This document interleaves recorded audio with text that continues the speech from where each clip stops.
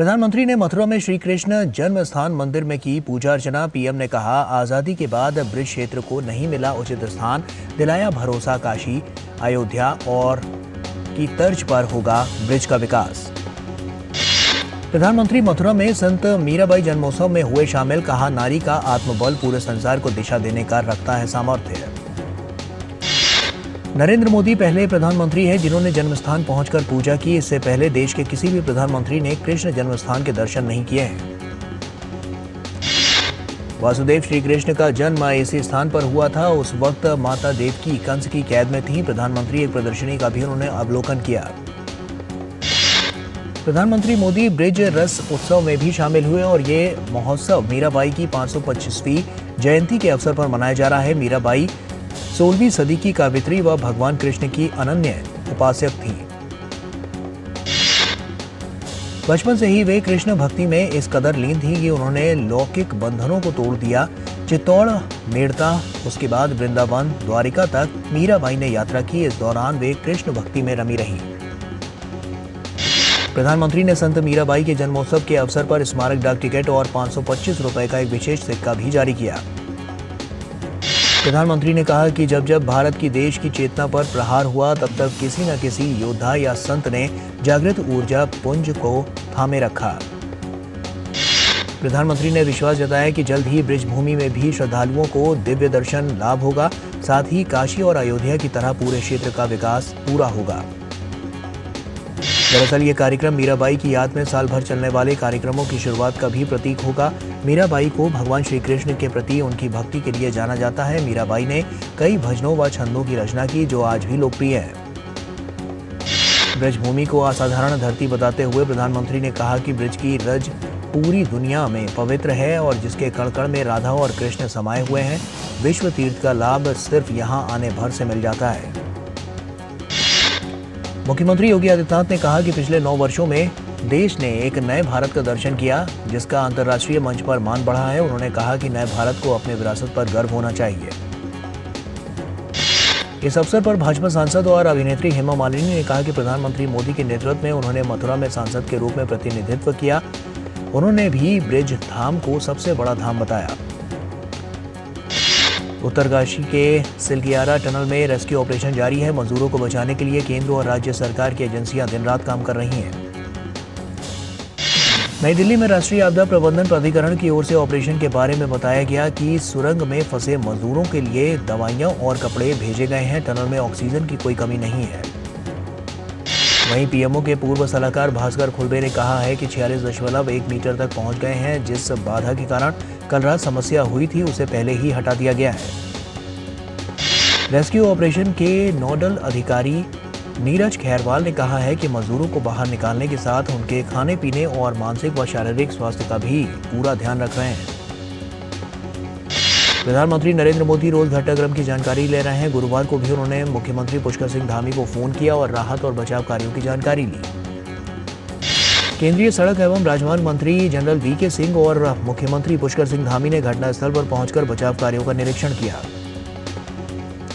उत्तराखंड के मुख्यमंत्री पुष्कर सिंह धामी ने सिलकियारा में सुरंग में फंसे मजदूरों गब्बर सिंह नेगी और सबा अहमद से फोन पर बात की और उनका वहां पर हालचाल जाना और उन्हें सुरक्षित बाहर निकालने के लिए तेज गति से चल रहे रेस्क्यू ऑपरेशन के बारे में भी जानकारी दी। इलेक्ट्रॉनिक्स और आईटी मंत्री अश्विनी वैष्णव ने गुरुवार को डीप फेक पर प्रभावी प्रतिक्रिया सुनिश्चित करने की आवश्यकता पर शिक्षा जगत, उद्योग निकायों और सोशल मीडिया कंपनियों के प्रतिनिधियों से विचार विमर्श किया। चर्चा के दौरान इस बात पर सहमति बनी कि सरकार, शिक्षा जगत, सोशल मीडिया कंपनियों और national association of software and service companies संयुक्त रूप से डीप फेक का जवाब देने की दिशा में काम करेंगे। बैठक में इस बात पर भी सहमति हुई कि अगले 10 दिनों के भीतर निम्नलिखित 4 स्तंभों पर कार्रवाई योग्य वस्तुओं की पहचान की जाएगी। ऐसी सामग्री पोस्ट करने से पहले और बाद में डीप फेक सामग्री का पता लगाया जाना चाहिए।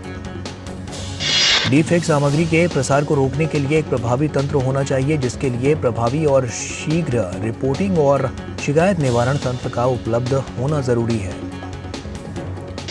डीप फेक के मुद्दे पर व्यापक जागरूकता फैलाने पर जोर दिया गया। अश्विनी वैष्णव ने कहा कि इस खतरे से निपटने के लिए नए रेगुलेशन की जरूरत है जिस पर जल्द ही कार्रवाई शुरू होगी और आगामी कुछ हफ्तों में नियमों के मसौदे को लेकर इसे तैयार किया जाएगा।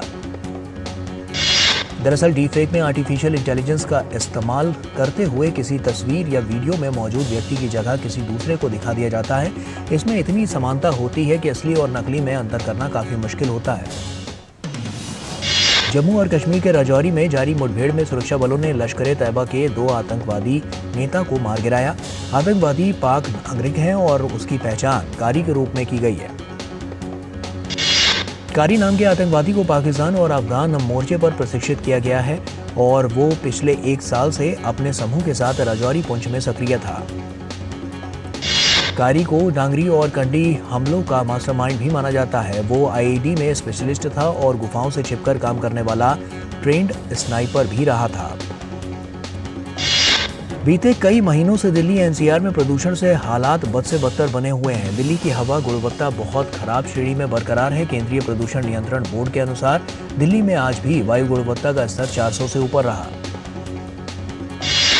केरल की राजधानी तिरुवनंतपुरम में कल रात से लगातार बारिश के कारण शहर के कई हिस्सों में पानी भर गया। निचले इलाकों से लोगों को सुरक्षित स्थान पर पहुंचाया गया। राहत कार्यों का आकलन करने के लिए राजस्व मंत्री ने आज सुबह जिला कलेक्टरों की बैठक बुलाई है और केरल के पथानामथिट्टा जिले में कल रात 2 स्थानों पर भूस्खलन होने की सूचना मिली। बारिश की वजह से सबरीमाला में तीर्थयात्रियों को ले जाने वाले वाहनों को छोड़कर जिले के पहाड़ी इलाकों में रात की यात्रा पर कल तक प्रतिबंध लगा दिया गया है। इडुक्की जिले में पोनमुडी और कल्लार बांधों के शटर जलाशयों में भारी प्रवाह के बाद कुछ ऊंचे कर दिए गए हैं। उधर तमिलनाडु में भी भारी बारिश हो रही है और यहां कई जिलों में भारी बारिश ने लोगों को प्रभावित किया है। नीलगिरी में बारिश के कारण कोटागिरी में कई घरों में बारिश का पानी घुस गया है। वहीं कोयम्बटूर में नोयल नदी का जलस्तर बढ़ने के कारण शहर में कई जगह पर जलजमाव की स्थिति हो गई है। भारी बारिश के बीच आज तमिलनाडु के तिरुनेलवेली, कन्याकुमारी, थुडुकुडी, तेनकांसी, वेरुथु नगर, पुदुकोट्टई, नीलगिरी जिलों में सभी सरकारी और निजी स्कूल बंद कर दिए गए हैं। इससे पहले दिन में भारत मौसम विज्ञान विभाग ने कहा कि तमिलनाडु के ऊपर चक्रवाती परिसंचरण के कारण अगले 5 दिनों के दौरान केरल में गरज और बिजली के साथ मध्यम से मध्यम वर्षा होने की संभावना है। केंद्रीय मत्स्य पालन, पशुपालन और डेयरी तथा सूचना एवं प्रसारण राज्य मंत्री डॉक्टर एल मुरुगन ने आयरलैंड के प्रधानमंत्री एक्सेल जोहानसन से मुलाकात की। दोनों नेताओं के बीच मत्स्य पालन, जलीय कृषि, गहरे समुद्र में मछली पकड़ने और समुद्री शैवाल जैसे विषयों में द्विपक्षीय सहयोग के अवसरों पर चर्चा हुई। नशा मुक्त भारत अभियान को आगे बढ़ाते हुए केंद्र सरकार के सामाजिक न्याय और अधिकारिता विभाग ने महत्वपूर्ण कदम उठाया है। मंत्रालय ने आज इस्कॉन के सहयोग से युवाओं, महिलाओं, छात्रों और समुदाय के बीच नशा मुक्त भारत अभियान के संदेश को फैलाने के मकसद से समझौता ज्ञापन पर हस्ताक्षर किए। इस मौके पर केंद्रीय सामाजिक न्याय और अधिकारिता मंत्री डॉक्टर वीरेंद्र कुमार ने कहा कि 2047 तक विकसित भारत के लक्ष्य को हासिल करने के लिए सभी के सामूहिक प्रयास की जरूरत है। उन्होंने बताया कि अब तक 3 करोड़ 37 लाख युवाओं सहित 10 करोड़ 71 लाख से अधिक लोग इस अभियान का हिस्सा बन चुके हैं। श्रीलंका की जेल से रिहा हुए तमिलनाडु के 15 मछुआरे आज सुबह चेन्नई हवाई अड्डे पर पहुंचे और ये सभी मछुआरे मछली पकड़ने के लिए रामेश्वरम से निकले थे, लेकिन कथित रूप से श्रीलंकाई जल क्षेत्र प्रवेश करने के कारण उन्हें पकड़ लिया गया था। भारत यात्रा पर आए सेशेल्स के विदेश मंत्री एस राडेगोंडे ने दिल्ली में विदेश मंत्री एस जयशंकर से मुलाकात की और इस दौरान द्विपक्षीय संबंधों और क्षेत्रीय चिंताओं को लेकर भी चर्चा हुई। दोनों देशों के विदेश मंत्रियों की मौजूदगी में युवा और खेल के क्षेत्र में सहयोग पर और लघु विकास परियोजनाओं के कार्यान्वयन के लिए भारतीय अनुदान सहायता से संबंधित समझौता ज्ञापनों का आदान प्रदान भी किया गया। विदेश मंत्री एस जयशंकर ने उम्मीद जताई कि आज की बातचीत भारत सेशेल्स सौहार्दपूर्ण द्विपक्षीय संबंधों को और मजबूत करेगी। बैंकॉक में तीसरे वर्ल्ड हिंदू कांग्रेस का वार्षिक सम्मेलन कल से शुरू होगा, जो 26 नवंबर तक चलेगा। पहला वर्ल्ड हिंदू कांग्रेस 2014 में दिल्ली में और दूसरा 2018 में अमेरिका के शिकागो में हुआ था। बैंकॉक में आयोजित होने वाले इस सम्मेलन में दुनिया के विभिन्न क्षेत्रों में हिंदुओं के साथ हो रहे भेदभाव और उससे निपटने के तरीकों के साथ ही हिंदुओं की उपलब्धियों पर भी चर्चा होगी। जैसे आयतनम धर्मा विषय पर आयोजित ये सम्मेलन एक दूसरे को प्रेरित करने का एक वैश्विक मंच है। पूर्वी एशिया के देशों से भारत के प्राचीन रिश्तों को देखते हुए बैंकॉक में होने वाले वर्ल्ड हिंदू कांग्रेस को अहम माना जा रहा है। उत्तर प्रदेश के मुख्यमंत्री योगी आदित्यनाथ को भी इस सम्मेलन के लिए आमंत्रित किया गया है। राजस्थान में विधानसभा चुनाव प्रचार के आज अंतिम दिन है। प्रधानमंत्री नरेंद्र मोदी ने आज देवगढ़ में जनसभा को संबोधित करते हुए कांग्रेस पर हमला बोला। प्रधानमंत्री ने कहा कि अब राजस्थान में गहलोत सरकार की वापसी कभी नहीं होगी। प्रधानमंत्री ने कहा कि कांग्रेस ने रक्षा सौदों में भी जमकर घोटाले किए हैं। जल हो, नभ हो, थल हो, कांग्रेस का पंजा सिर्फ लूटने का काम करता है। प्रधानमंत्री ने भाजपा कार्यकर्ताओं की प्रतिबद्धता और लगन को सराहा। पीएम जनसभा में एक बुजुर्ग कार्यकर्ता को देखकर भावुक हो गए। राजस्थान विधानसभा चुनाव के लिए 25 नवंबर को होने वाले मतदान के लिए प्रचार थम गया है। 25 नवंबर को विधानसभा की 200 सीटों में से 199 सीटों पर सुबह 7 बजे से शाम 6 बजे तक वोटिंग होगी। श्रीगंगानगर जिले की करणपुर विधानसभा सीट के कांग्रेस प्रत्याशी का हाल ही में निधन हो जाने से वहां चुनाव नहीं हो रहा है। मतों की गिनती 3 दिसंबर को होगी। इस बीच प्रचार के अंतिम दिन सभी दलों के दिग्गज नेताओं ने जोरदार प्रचार किया। केंद्रीय गृह मंत्री और वरिष्ठ भाजपा नेता अमित शाह ने आज चित्तौड़गढ़ के निम्बाहेड़ा में रोड शो किया। वहीं उत्तर प्रदेश के मुख्यमंत्री योगी आदित्यनाथ ने राजस्थान के झोटवाड़ा में रोड शो के जरिए लोगों से बीजेपी के प्रत्याशी को जिताने की अपील की। राजस्थान के मुख्यमंत्री अशोक गहलोत ने जयपुर में प्रेस वार्ता कर अपनी अपनी उपलब्धियां गिनवाई। कांग्रेस पार्टी के नेता और प्रवक्ता रणदीप सुरजेवाला एक प्रेस वार्ता के दौरान और भी कई घोषणाओं को उन्होंने दोहराया। तेलंगाना विधानसभा चुनाव के लिए प्रचार जोरों पर है। भाजपा के राष्ट्रीय अध्यक्ष जेपी नड्डा ने तेलंगाना के निजामाबाद में जनसभा को संबोधित करते हुए केसीआर और परिवारवाद पर निशाना साधा। उन्होंने कहा कि देश में जितनी भी परिवारवादी पार्टियां हैं उससे लड़ने का काम और देश में राष्ट्रीय पार्टी आगे बढ़े इसकी जिम्मेदारी भाजपा ने ली है। भाजपा नेता और केंद्रीय वाणिज्य और उद्योग मंत्री पीयूष गोयल ने कहा है कि देश की विकास यात्रा में तेलंगाना के लोग भी जुड़ना चाहते हैं। ईमानदार सरकार के साथ तेलंगाना के लोग भी देश के विकास के साथ आगे बढ़ना चाहते हैं। जनसेना प्रमुख पवन कल्याण ने सार्वजनिक रैली को संबोधित किया तो तेलंगाना के मंत्री और बीआरएस के कार्यकारी अध्यक्ष केटी रामा राव ने प्रेजेंटेशन ट्रेल ब्लेजर तेलंगाना को संबोधित किया। उन्होंने तेलंगाना में गरीबी के लिए कांग्रेस को जिम्मेदार बताते हुए कहा कि कांग्रेस एक बार फिर तेलंगाना को गरीबी में ढकेलना चाहती है। चुनाव आयोग ने प्रधानमंत्री नरेंद्र मोदी पर चुनावी रैली में आपत्तिजनक टिप्पणी करने के मामले में नोटिस भेजा है। चुनाव आयोग ने कांग्रेस नेता से 25 नवंबर शाम 6 बजे तक इस पर राहुल से जवाब मांगा है। राहुल गांधी को ये notice model code of conduct के उल्लंघन के तहत दिया गया है। पिछले 5 सालों में नॉर्डिक क्षेत्र में भारत की ओर से निर्यात में 39% से अधिक की बढ़ोतरी हुई है। फिनलैंड एवं नॉर्वे के निर्यात में क्रमशः 100 और 80% से अधिक बढ़ोतरी दर्ज की गई है। केंद्रीय मंत्री पीयूष गोयल ने ये जानकारी दी। केंद्रीय मंत्री गोयल ने नॉर्डिक बाल्टिक देशों की कंपनियों को भारत में आयोजित होने वाले आगामी व्यापार मेलों में हिस्सा लेने के लिए आमंत्रित किया। उन्होंने कहा कि फरवरी में आयोजित भारत टेक्स में लगभग 40 देशों के 3,500 से अधिक प्रदर्शक हिस्सा लेंगे। नेशनल कंपनी लॉ ट्रिब्यूनल ने गुरुवार को कॉरपोरेट दिवालियापन समाधान प्रक्रिया के तहत गो फर्स्ट एयरलाइन के लिए रोक को 90 दिनों के लिए बढ़ा दिया है। समाधान योजना को निर्धारित समय अवधि के भीतर पूरा करने के भी निर्देश NCLT ने दिए। प्रमुख शेयर बाजार BSE और नेशनल स्टॉक एक्सचेंज ने कुछ सूचीबद्धता नियमों का अनुपालन नहीं करने को लेकर अदानी ग्रीन एनर्जी पर 11.22 लाख रुपए का जुर्माना लगाया है। कच्चे तेल की कीमतों में नरमी और स्थानीय शेयर बाजारों में बढ़त के बीच गुरुवार को अमेरिकी डॉलर के मुकाबले रुपया 2 पैसे की बढ़त के साथ 83.30 पर पहुंचा। भारतीय शेयर बाजार में पिछले 2 दिनों से जारी तेजी पर गुरुवार को ब्रेक लग गया। कारोबार के अंत में सेंसेक्स 5.43 अंक गिरकर 66,000 पर बंद हुआ। निफ्टी भी 10 अंक गिरकर 19,802 पर बंद हुआ। गुरुवार को देश के सराफा बाजार में सोने की कीमत 96 रुपए बढ़कर 61,120 रुपए प्रति 10 ग्राम पर पहुंची। चांदी की कीमत में भी तेजी दिखाई दी। चांदी की कीमत 50 रुपए बढ़कर 74,525 रुपए प्रति किलोग्राम हो गई। Indian renewable energy development agency के IPO के खुलने के दूसरे दिन बुधवार को भी निवेशकों का अच्छा रिस्पांस मिला। ये इश्यू 4.56 गुना सब्सक्राइब हो गया है और इसे कुल 200 करोड़ से अधिक शेयरों के लिए बोलियां मिल गई हैं, जबकि ऑफर पर 47.09 करोड़ शेयर है। निवेशकों के पास इसमें 23 नवंबर तक निवेश का मौका होगा। Central depository services India limited यानी CDSL का कहना है कि उसके मंच पर डीमैट खातों की संख्या 10 करोड़ से अधिक हो गई है। CDSL सक्रिय डीमैट खातों के मामले में देश की सबसे बड़ी डिपॉजिटरी है और निवेशकों को इलेक्ट्रॉनिक रूप में खाता खोलकर प्रतिभूतियां जमा करने की अनुमति देती है। इजरायली सेना ने एक वीडियो जारी किया है। इस वीडियो में सेना अधिकारी ने गाजा स्थित एक नागरिक के घर में बने हमास के गुप्त सुरंग की खोज करने का दावा किया है। घर के अंदर बने इस सुरंग को दिखाते हुए सैन्य अधिकारी दिखाई दे रहा है।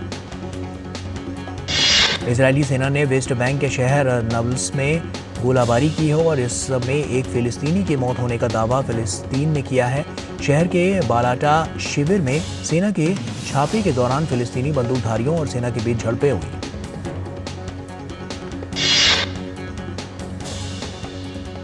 जर्मनी ने हमास के साथ साथ फिलिस्तीन समर्थक समूह सेमीडोन की गतिविधियों पर हाल ही में लगाए गए प्रतिबंध के संबंध में गुरुवार को 15 जगह पर छापेमारी की।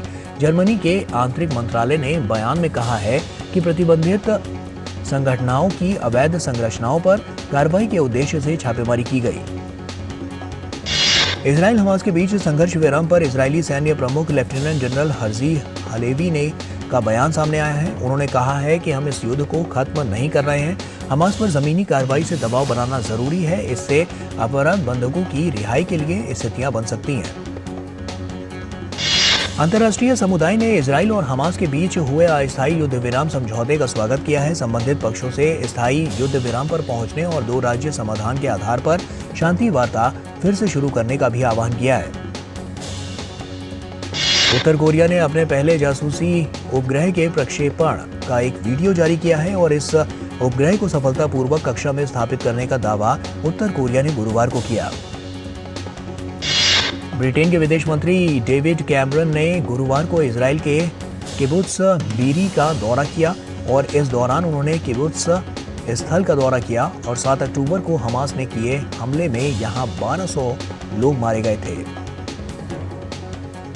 स्पेन के प्रधानमंत्री पेड्रो सांचेज और बेल्जियम के प्रधानमंत्री अलेक्जेंडर डी क्रू ने गुरुवार को यरूशलेम में इजराइल के प्रधानमंत्री बेंजामिन नेतन्याहू से मुलाकात की और इस दौरान स्पेन के विदेश मंत्री जोस मैनुअल अल्वारेस ने कहा कि स्पेन इजराइल और हमास के बीच मानवीय युद्ध विराम के पक्ष में है।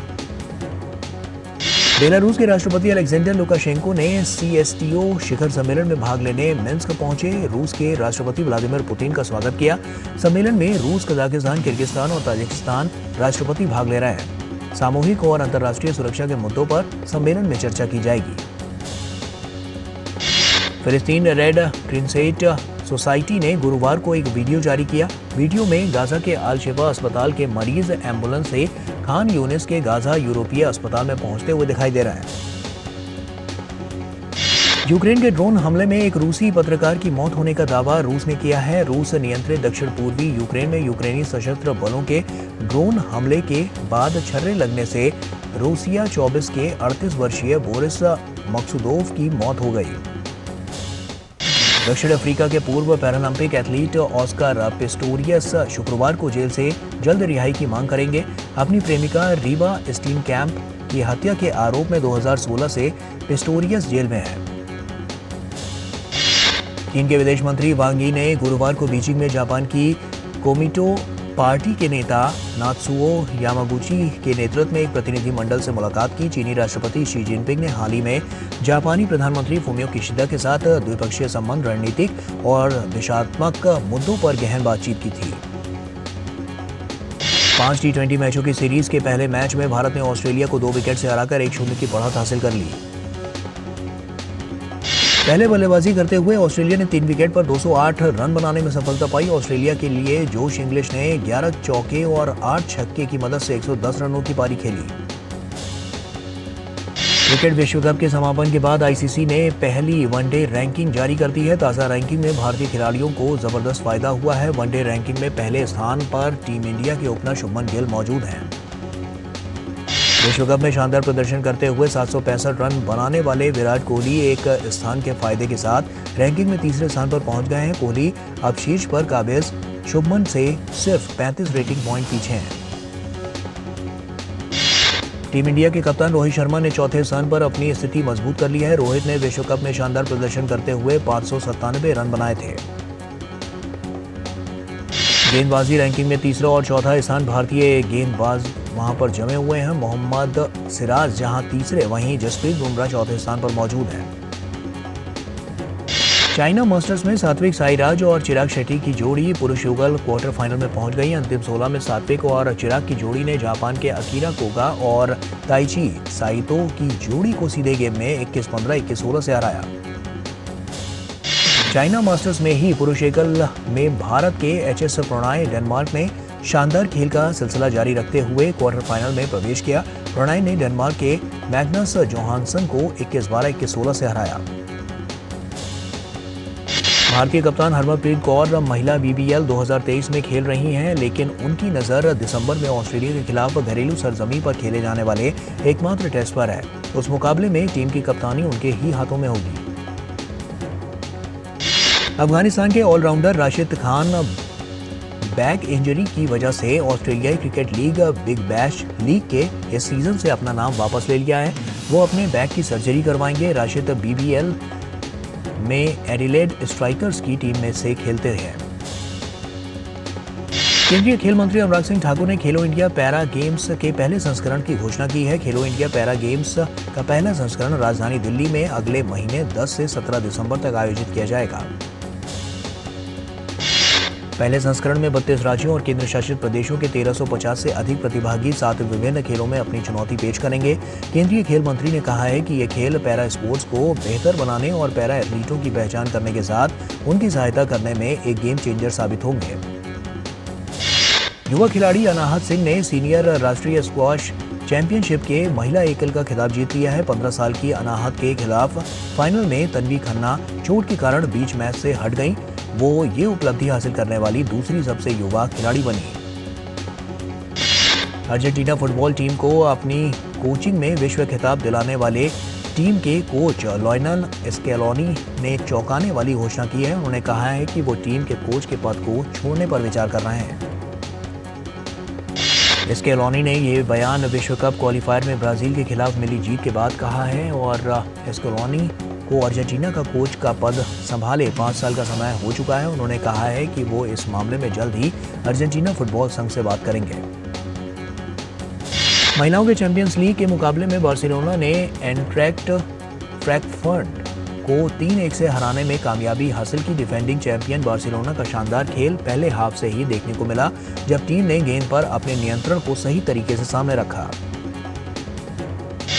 मालागा में चल रहे डेविस कप के मुकाबले में ऑस्ट्रेलिया की टीम सेमीफाइनल में पहुंचने में कामयाब रही। टीम ने ये सफलता चेक रिपब्लिक को 2-1 से हराकर हासिल की।